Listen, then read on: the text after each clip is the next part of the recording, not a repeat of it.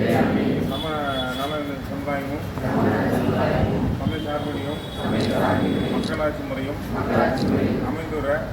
குடியரசாக நிறுவும் அதன் குடிமக்கள் அனைவரும் சமுதாய பொருளிய அரசியல் நீதி என்னும் அதன் வெளியீடு கோட்பாடு சம நம்பிக்கை வழிபாடு இவற்றின் தன்னுரிமை சமுதாயத்தின்படி நிலை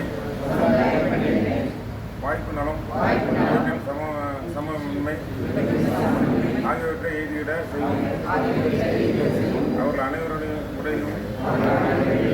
தனி மனிதன் மாண்பு நாட்டு மக்களின் உரிமை